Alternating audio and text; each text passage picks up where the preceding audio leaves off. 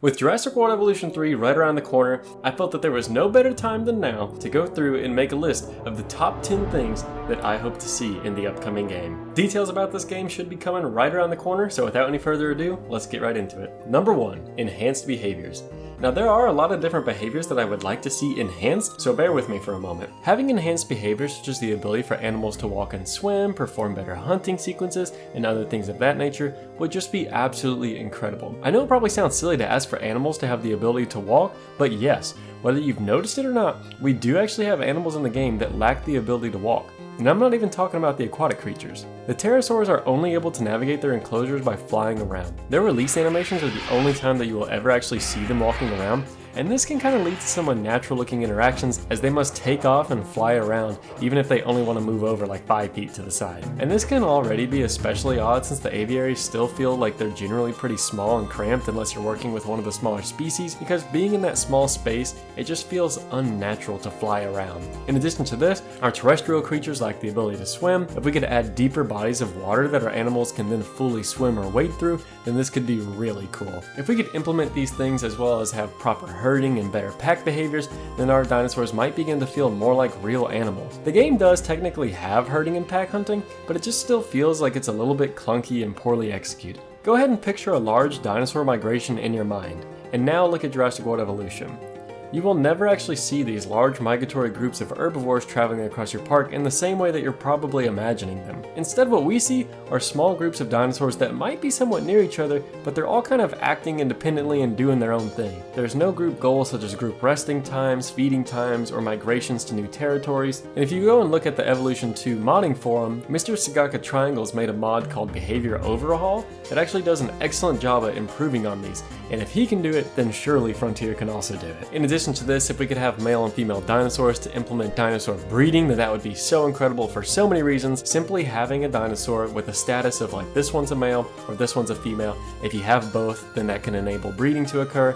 I think that would be so awesome in allowing players to go and actually make their own self-sustaining Site B populations of dinosaurs, where we can have groups of carnivores hunt the herbivores, but also have the herbivores replenishing themselves just from natural breeding cycles. Or another really cool way of implementing this is if we still had all of the animals hatched as quote-unquote female, but specifically with worse genomes, then what if there was like a small tiny % chance that one of the dinosaurs could actually be born male, which would then go and enable breeding to occur once it got out into the real population. I think that that could be super cool. Another behavior that I'd like to see refined a little bit would just be simply having dinosaurs fall to sleep after being tranquilized instead of ragdolling. It blows my mind that every single time we tranquilize an animal, we watch them collapse and break just about every single bone in their body. I don't understand how this is still a thing. The only thing more surprising to me than the fact that this is in the game is the fact that not only did they bring it in the first one, but then they chose to actually bring it back for the second one. If we could instead just tranquilize our dinosaurs and then see them fall asleep, which would then allow us to either move the dinosaur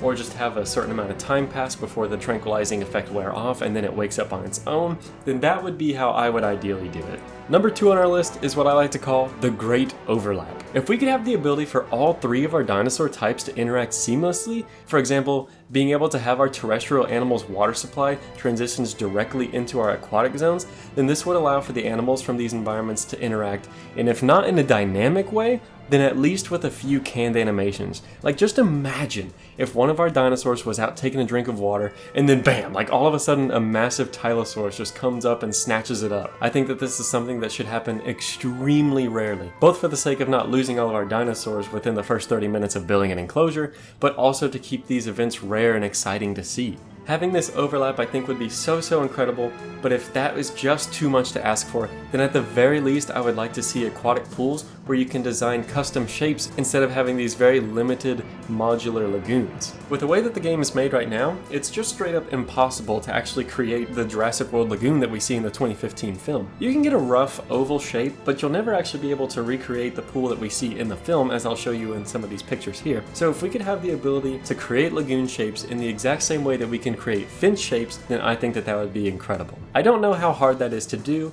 but I feel like surely that's got to be a possible thing. Number 3, De-Clunk the Game. Just polish up the game a little bit more. Instead of focusing on adding all of these new species that are essentially just copy and pastes of pre-existing species, let's just go ahead and refine what we already have. Improve the AI so that there's not so much clipping between dinosaurs. We have no more awkward diagonal running movements, which sometimes they almost look like they're running like backwards. Allow hatchery previews to actually show what our dinosaurs will look like with the skins/traits that we have selected. Allow us to maybe adjust the prices of our park, yada yada yada. Just polish up the game a little bit in that sense. Number 4. Dinosaurs born as babies. You knew it was going to be on this list. Everybody and their mama has been asking for this. Dinosaurs being born as babies with a dynamic growth system similar to what we see in Prehistoric Kingdom would just be an absolute game changer. If Frontier were to come to me and ask me what is the top thing that I would like to see added to Jurassic World Evolution 3, then it could very well be this. There's another point that I'm going to be mentioning here in a moment that I think could actually give this a run for its money, but I think that baby dinosaurs is just something that everybody would love to see. It could also open up some more doors for attractions such as the baby dinosaur petting zoo that we know exists from the original Jurassic World film. Frontier knows that we've wanted this for so long to where I almost feel optimistic that maybe this could be the go around that we see it happen. This would be an incredibly big ask, but I see this as an absolute crowd pleaser if Frontier could pull something like this off. Number 5, dynamic genomes. Do y'all remember whenever Evolution added the camouflaging gene, which would allow the Indominus Rex to blend in with forests? I always thought it was really awesome whenever we would pick genes in the hatchery and then actually see those genes being reflected in our final product. Now there's a couple of ways that Frontier could achieve this. For example, we could have dinosaurs that got more screen accurate as their genomes went up, or we could have dynamic traits that showed different features when we spliced in their DNA. Let me explain. If we wanted to go the whole complete genomes give better accuracy route, then this could be as simple as doing a mere texture change. What if a dinosaur with only a 50% genome would release animals with textures that were a little bit more reminiscent of their frog counterparts, and then the skins would slowly transition closer towards their more screen accurate counterparts as we filled up their genomes towards 100% completion. Now that's what I think would be the easiest thing to do.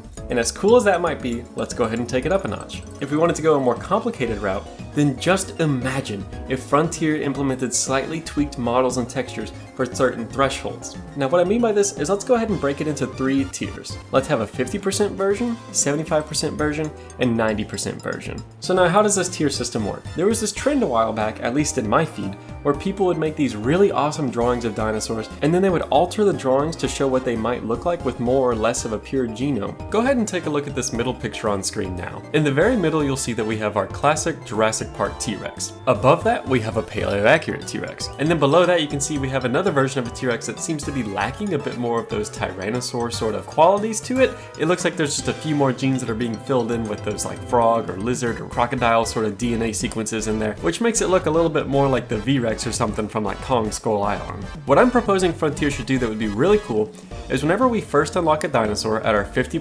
genome, we should have a dinosaur that's released looking more like this bottom version here, where the creature looks almost as if there's a few more gaps being filled in with these like lizard sort of DNA sequences. As we progress to the 75% tier, now we get our classic Jurassic Park style dinosaurs, such as the classic Rexy T-Rex that we can see here in the middle. Then, once we get to either say like a 90% threshold or possibly even 100%, then this is where we could see our most paleo-accurate versions of the dinosaurs. And I think that this would accomplish quite a few things. A, this would give Frontier the perfect way to incorporate all of these new paleo-accurate renditions that we've been seeing in the films lately. And then on top of this would also give Frontier the perfect way to go back and kind of readjust some of their old models that maybe they're not such big fans of, cough cough, Carcharodontosaurus. If Frontier maybe wanted to go back and do a redesign on this, then maybe Frontier could go in and just kind of call these old models their 50% genome that are a little bit more kind of funky looking, and then they can have a new 75% tier that's kind of their redesigned model that they want it to look like. And now once again, I'm not completely oblivious to how much work this would require, and I'm not trying to propose that they go and do a full-on redesign for every single creature 3 times, since that would literally triple the amount of dinosaurs in the game, but just some sort of small tweak like this that could have a large impact on the way that we kind of view and see the game,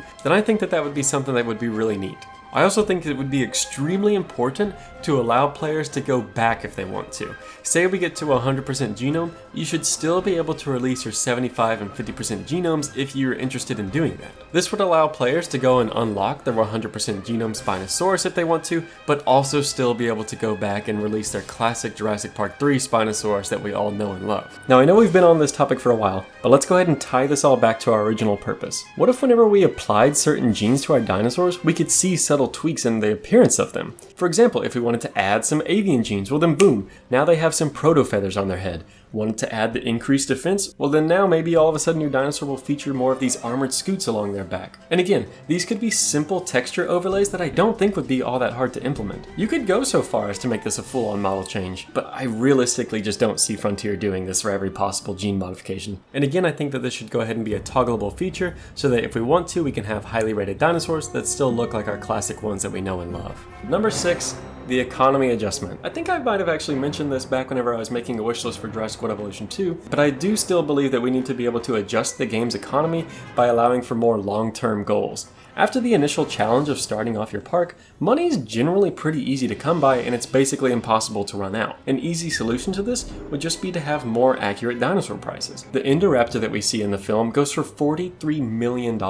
In today's money, the Indominus Rex comes out to $49 million, whereas in-game, we can create a new Indominus Rex for only $3.7 million. Now this price change doesn't have to be implemented to every single creature, as we still want some short-term goals, but I do think that having higher costing dinosaurs or attractions or whatever it may be would do a great deal for the longevity of this game and giving people more long-term goals instead of just playing for a few hours and then having basically sandbox mode. I know that for myself at least, I've gotten to the point where I'll be so detail-oriented about how I want to make my parks that I'll focus in on one specific area and I'll just try and make that area look as good as I can, and then by the time that I finally finish up making that area look the way that I want it to, I look down at my budget and all of a sudden I'm at $70 million and there's no stopping that train. Number 7, have a mode where you can randomly generate islands similar to what we saw in JPOG. I know that this is another thing that people all over have probably been asking about, but implementing random island generations and randomized dig site unlocks would do wonders for creating variation within our game,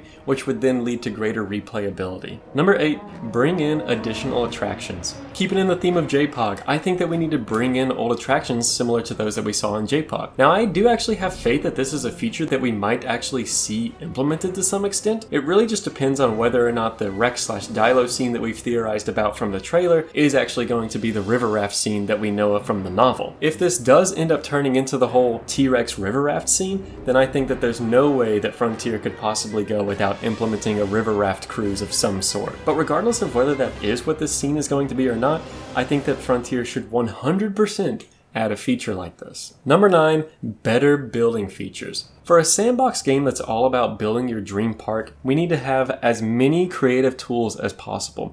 From toggleable clipping to free build to better terrain, I think that Evolution could easily benefit from just simply having better building tools. Whether you want to have no clip on by default or just make it a toggleable option in your settings, this is an absolute necessity. Not to mention that this is going to be a thing regardless of if Frontier does it or not, thanks to the amazing modding community that we have, but man would that be something that's just nice to have by default, and it would also help out all of our friends on console that can't really do modding. And I really struggled to come up with a 10th point, but top 10 sounds a lot better than top 9, so our 10th reason is going to tie in very similarly with number 9. But now instead of talking about building tools, let's just talk about assets in general.